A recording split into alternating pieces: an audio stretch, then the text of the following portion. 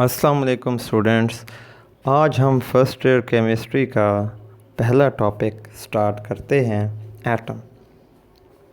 आज से तकरीबन 2500 साल पहले ये ख़याल किया गया कि मादा जो है वो नाकाबिल तक़सीम ज़रात से मिलकर बना हुआ है। उस वक्त ग्रीक फ़िलासफ़र जो थे वो बहुत ज़्यादा मशहूर थे। उनकी साइंसी तहकीकात जो है वो उस वक्त पूरी दुनिया में मानी जाती थी। तो उन्होंने ये नज़रिया पेश किया कि मादे को छोटे से छोटे ज़रात के अंदर तक़सीम किया जा सकता है, हत्ता कि एक ऐसा ज़रा आता है जिसको मज़ीद तक़सीम नहीं किया जा सकता। इसको बेसिक यूनिट्स जो है वो कहते थे। डेमोक्रिटस भी एक जो है ग्रीक फ़िलासफ़र था। उसने इस बेसिक यूनिट को एटम का नाम दिया। एटम जो है ये ग्रीक वर्ड एटमॉस से ही डिराइव शुदा है, यानी वहीं से निकाला गया है। इसका मतलब है इंडिविजिबल, यानी जिसको मज़ीद जो है ये तक़सीम नहीं किया जा सकता। लेकिन चूँकि आज से 2500 साल पहले का ज़माना है तो उस वक्त कोई ख़ास इंस्ट्रूमेंट मौजूद नहीं होते थे। तो इस वजह से उनकी जो ये रिसर्च थी ये किसी एक्सपेरिमेंटल बेस या ऑब्ज़र्वेशन पर नहीं थी, ये तजर्बात की बुनियाद पर नहीं, ये सिर्फ फ़लसफ़ा की बुनियाद पर थी। लेकिन इसी दौरान ग्रीक के एक और फ़िलासफ़र अरस्तू ने ये नज़रिया पेश कर दिया कि मादा जो है ये 4 चीज़ों से मिलकर बना हुआ है: आग, मट्टी, हवा और पानी।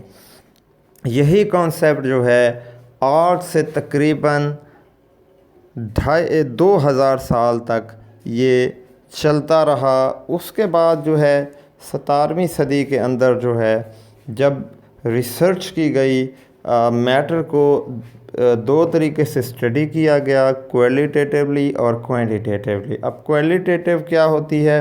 क्वालिटेटिव स्टडी ये है कि आपके पास जो है वो पानी मौजूद है, तो ये रिसर्च करनी होती है कि जी पानी जो है उसके अंदर कौन कौन से एलिमेंट्स जो है वो मौजूद हैं। तो पानी की क्वालिटेटिव स्टडी ये बताती है कि जी पानी के अंदर हाइड्रोजन और ऑक्सीजन जो है मौजूद है। अब पानी की क्वांटिटेटिव स्टडी क्या बताती है? क्वांटिटेटिव स्टडी जो है वो मिक़दार से ताल्लुक़ रखती है, यानी हमारे पास अगर 1 बोल वाटर जो है यानी 18 ग्राम पानी मौजूद है तो उसमें 2 ग्राम हाइड्रोजन होगी और 16 ग्राम जो है वो हमारे पास ऑक्सीजन होगी। तो जब क्वांटिटेटिव स्टडी की गई तो हमें ये पता चला कि हमारे पास कुछ एलिमेंट्स हैं जिनसे मिलकर बहुत सारे सब्सटेंस जो है वो वजूद में आए हैं। अब ये सब्सटेंस क्या होते हैं? सब्सटेंस जो है हमारे पास एक ऐसा मादा होता है जो 99% जो है वो प्योर हो। मिसाल के तौर पर आपके पास खालिस पानी है जिसके अंदर कोई इम्प्योरिटी मौजूद नहीं है, तो हम इसको जो है वो सब्सटेंस मानेंगे। इसी तरह हमारे पास अगर खालिस सोना मौजूद है तो उसको भी सब्सटेंस ही माना जाएगा। तो ये बात चल रही थी कि जी कुछ एलिमेंट हैं जो कि बहुत सारे कंपाउंड या सब्सटेंस का हिस्सा हैं। मिसाल के तौर पर नेचुरल गैस की बात कर लें, गैसोलीन या पेट्रोल की बात कर लें, या आप डीज़ल की बात कर लें, ये सारे के सारे जो है कार्बन और हाइड्रोजन से ही मिलकर बने हुए हैं। तो आगे जो है ये इन्वेस्टिगेशन जो है तहकीक मज़ीद चलती रही। 1808 के अंदर एक स्कूल टीचर जिनका नाम जॉर्ज डाल्टन था, उन्होंने law of conservation of matter और लॉ ऑफ डेफिनेट प्रपोर्शन जो है इन दोनों लॉ को स्टडी किया। तो उसने ये देखा कि जी अगर हम एटम का कॉन्सेप्ट उठाएं तो ये 2 लॉज जो हैं हम इनको इजीली एक्सप्लेन कर सकते हैं। अब law of conservation of matter जो है वो क्या है? Law of conservation of matter का मतलब ये है कि हम ना तो मादे को पैदा कर सकते हैं और ना ही हम मादे को तबाह कर सकते हैं। तो इसको समझने के लिए हमारे पास जी एक एग्ज़ाम्पल है कि CH4 जो है इसने ऑक्सीजन के साथ रिएक्शन किया है, तो कार्बन डाइऑक्साइड और वाटर जो है वो वजूद में आए हैं। अब हमने जब रिएक्शन किया तो 16 ग्राम हमने मीथेन ली, 64 ग्राम हमने ऑक्सीजन ली है, तो टोटल जो है रिएक्टेंट के हमने 80 ग्राम लिए हैं। जब रिएक्शन होगा कार्बन डाइऑक्साइड बनेगी, तो आप देख सकते हैं कि जी 44 ग्राम कार्बन डाइऑक्साइड बनी है और 36 ग्राम जो है वो पानी बना है। तो 44 और 36 दोनों जो है वो 80 ग्राम बनते हैं। तो law of conservation of matter के मुताबिक जो है या जितने ही रिएक्टेंट होना चाहिए मिकदार के अंदर, प्रोडक्ट भी उतना ही होना चाहिए। तो आप देख सकते हैं कि जी 80 ग्राम रिएक्टेंट है तो प्रोडक्ट भी 80 ग्राम ही बना है। तो एटम के कॉन्सेप्ट की बुनियाद पर जी इसको इजीली जो है वो एक्सप्लेन किया जा सकता है। लॉ ऑफ डेफिनेट प्रोपोर्शन जो है, अब इसका क्या मतलब है? लॉ ऑफ डेफिनेट प्रोपोर्शन का मतलब है कि जी जो कंपाउंड होते हैं उनके अंदर जो है वो एटम्स की तादाद हमेशा मखसूस होती है। मसलन जब आप मीथेन या कुदरती गैस CH4 की बात करते हैं तो ये इसका फार्मूला हमेशा CH4 ही लिखा जाएगा। आप इसको CH3 या CH5 जो है वो नहीं लिख सकते हैं। इसी तरीके से कार्बन डाइऑक्साइड जो है CO2 जो है इसको ही हम कार्बन डाइऑक्साइड कहेंगे। अगर CO की बात कर लेते हैं तो ये कार्बन डाइऑक्साइड नहीं कहलाएगी। इसी तरीके से H2O इसको हम वाटर कहते हैं। अगर हम इसमें से एक हाइड्रोजन निकाल लें या एक ऑक्सीजन मज़ीद ऐड कर दें तो ये अब वाटर नहीं बल्कि एक नया कंपाउंड जो है ये बन जाएगा। खैर, डाल्टन ने जी एटम के कॉन्सेप्ट को उठाकर आगे जो है ये अपनी एक नई थ्योरी जो है वो पेश की थी। इसको डाल्टन की एटॉमिक थ्योरी जो है वो कहते हैं। और इसने एटॉमिक थ्योरी में जी क्या बताया कि जी all matter is composed of different elements which differ in properties, कि तमाम का तमाम मादा जो है वो एक एलिमेंट नहीं बल्कि मुख्तलिफ़ एलिमेंट से वजूद में आया हुआ है। और ये जो एलिमेंट हैं इनकी तमाम की खासियतें एक दूसरे से बहुत मुख्तलिफ़ हैं। मसलन जी गोल्ड जो है एक एलिमेंट है। अब गोल्ड जो है ये ज्वेलरी बनाने के लिए यूज़ होता है। अब ये जो आयरन लोहा है इससे ज्वेलरी नहीं बनाई जा सकती। इसको कंस्ट्रक्शन के लिए आमतौर पर हम यूज़ करते हैं। ऐसे दरवाज़े वगैरह और चौकाट वगैरह इस तरह की चीज़ें इससे बन सकती हैं।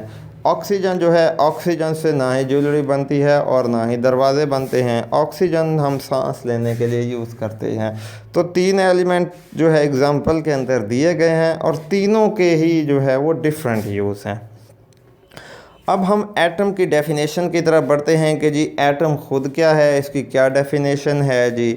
तो atom is the smallest particle of an element that take part in a chemical reaction, यानी एटम जो है वो किसी भी एलिमेंट का छोटे से छोटा ज़रा है जो कि केमिकल रिएक्शन के अंदर हिस्सा लेता है।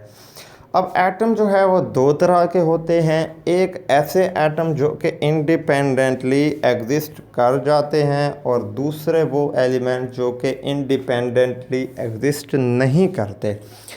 ऐसे तमाम एलिमेंट्स जो कि इंडिपेंडेंटली एग्जिस्ट कर जाते हैं उनके आखिरी शेल के अंदर या तो 2 या 8 इलेक्ट्रॉन का होना लाजमी है। यानी दूसरे अल्फाज में ऐसे एलिमेंट ही सिर्फ जो है इंडिपेंडेंट एग्जिस्ट करेंगे जो कि डुप्लेट रूल या फिर ऑक्टेट रूल को जो है वो फॉलो कर रहे होंगे। ऐसे तमाम एलिमेंट्स जो हैं जो डुप्लेट रूल और ऑक्टेट रूल को फॉलो नहीं कर रहे हैं उनके पास आखिरी शेल में 8 इलेक्ट्रॉन नहीं हैं तो वो इंडिपेंडेंटली एग्जिस्ट नहीं करेंगे, यानी आज़ादाना तौर पर एग्जिस्ट नहीं करेंगे। उनको कम अज़ कम जो है अगर उन्होंने एग्जिस्ट करना है तो वो किसी और एलिमेंट से लाजमी उनको जुड़ना होगा। मॉडर्न रिसर्च में जब मज़ीद तहकीक बढ़ी तो ये देखा गया कि जी एटम जो है वो मज़ीद छोटे छोटे जो है पार्टिकल पर मुश्तमिल होता है। एटम के अंदर जो है कुछ मज़ीद पार्टिकल मौजूद होते हैं जिनको हम electron, proton, neutron, hyperon, anti neutrino, neutrino वगैरह। तो ये जो है पार्टिकल ये न्यूक्लियस के अंदर जो है वो मौजूद होते हैं। एक पार्टिकल जो है इलेक्ट्रॉन वो न्यूक्लियस के बाहर गर्दिश कर रहा होता है, बाकी सारे के सारे पार्टिकल जो है वो न्यूक्लियस के अंदर होते हैं। इन 100 पार्टिकल में हम जिनको ज़्यादा अहमियत देते हैं वो 3 पार्टिकल हैं, वो हैं जी इलेक्ट्रॉन, प्रोटॉन और न्यूट्रॉन। हम इन 3 पार्टिकल्स को फंडामेंटल पार्टिकल या बुनियादी पार्टिकल जो है वो कहते हैं, क्योंकि हम एटम की किसी भी ख़ासियत को इन 3 पार्टिकल्स की मदद से एक्सप्लेन कर सकते हैं। मसलन अगर केमिस्ट्री के अंदर हम कोई भी केमिकल रिएक्शन की बात करते हैं तो हम जो है वो इलेक्ट्रॉन की बात करेंगे। इलेक्ट्रॉन जो है वो केमिकल रिएक्शन के लिए रिस्पॉन्सिबल है।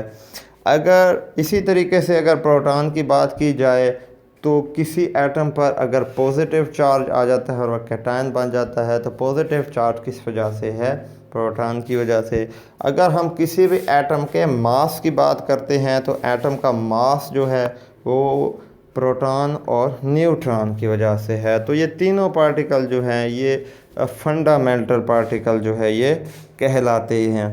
इसके बाद जी आज के हमारा जो लास्ट टॉपिक है वो है जी बर्ज़िलियस वर्क। बर्ज़िलियस जी एक स्वीडिश केमिस्ट था, यानी कि स्वीडन के रहने वाला जो है एक साइंटिस्ट था।